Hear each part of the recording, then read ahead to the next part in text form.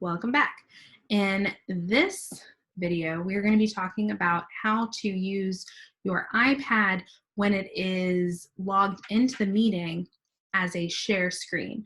So the difference between what we talked about last time was that I was the meeting host and my iPad was not logged into the meeting, but I shared the screen of the iPad via Airplay. So I actually kind of like Bluetooth, like if you've got Bluetooth headphones, it's a similar mechanism.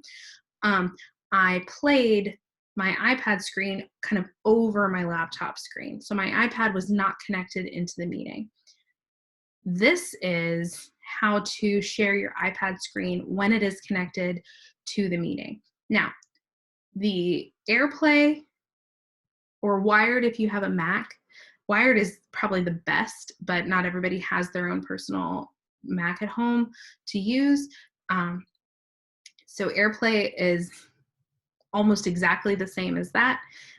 So those are the two that are preferable because they're local and they're kind of in the same room. So you think about a game of telephone, if I'm talking to just one other person, that's a pretty simple game.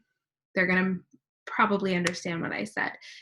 If I have to talk to that person and then they have to talk to another person and then another person and another person, the integrity of that message has gone down. And so that's what happens when we are logged into the meeting as the iPad and are then sharing our screen. The meeting doesn't kind of know that we're together. So just know that if you join the meeting with your iPad, it's not going to quite be as crisp or clear as if you were able to do Airplay. Now, there are instances where you're going to need to do that functionality. We're going to need to join the meeting on your iPad and share your screen, and that's totally fine.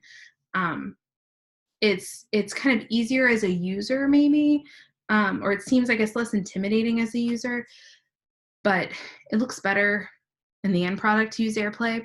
But again, if you are, say, using your iPad in class and you want to record something and share it later on in classroom, but you want to use your iPad screen, maybe you're giving a lesson on how to use GarageBand for an assignment and you're doing that real time in class, but then you want to record that and post it on Classroom later, but you have your iPad as your device that you use, say, as your microphone as you're walking around your classroom, that's preferable. Maybe you're having technical difficulties downloading the plugin or something like that. So there are all sorts of reasons why this might be preferable. So I want to show you how to do it. It's still super simple. All of these are super simple connections. They take a little bit of setup on the front end, but not a ton. So this one, the first thing that you're going to want to make sure is that your screen record is in your control center. Okay. Now, I'm actually going to share my screen for my iPad via Airplay right now, just to show you how to do this. So the first time when you're ready to go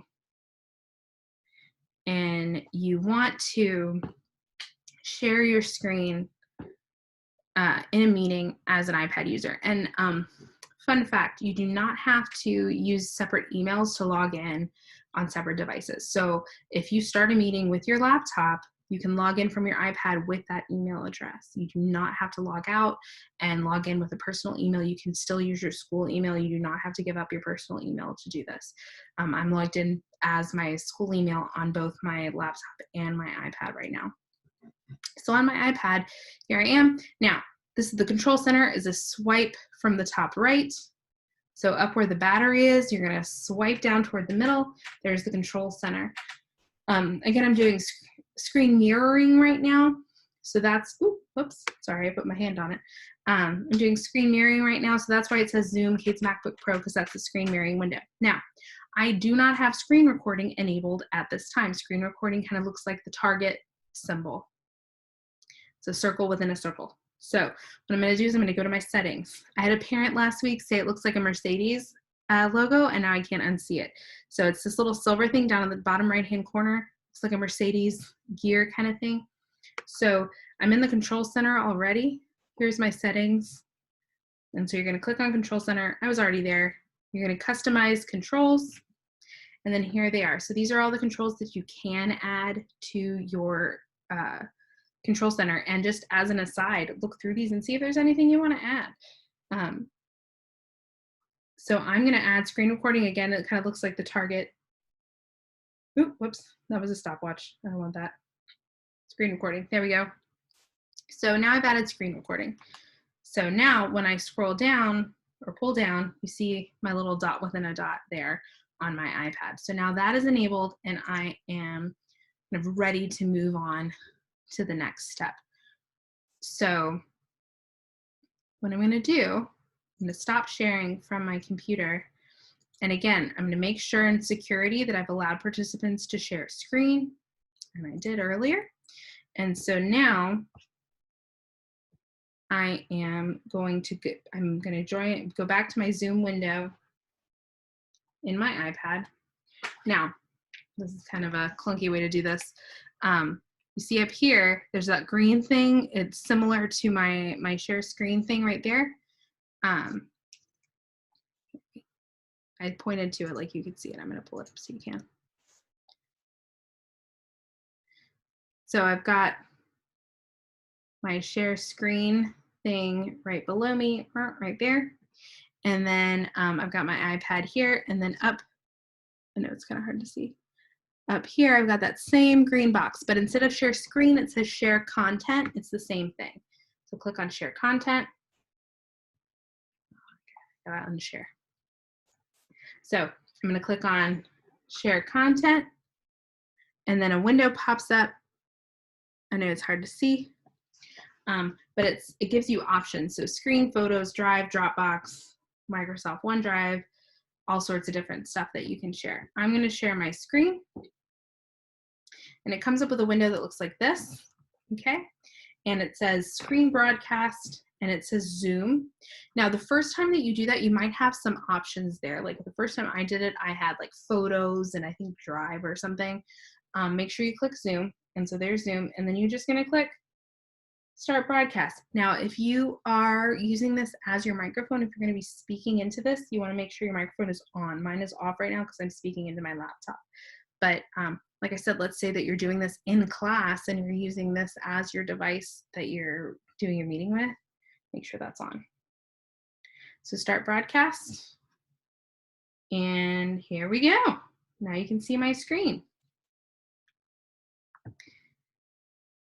Now notice it's a little bit more laggy, okay? It's a little bit slower than when I had it on Airplay, but it still works, okay?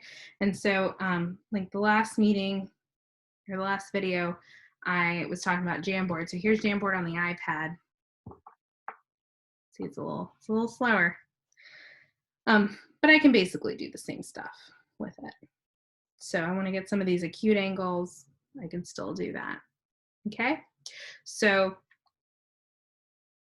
I have shared my screen with the iPad on Zoom as a participant in the meeting. So again, how I did that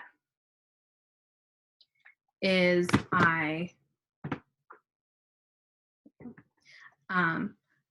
sent myself the link and I logged in.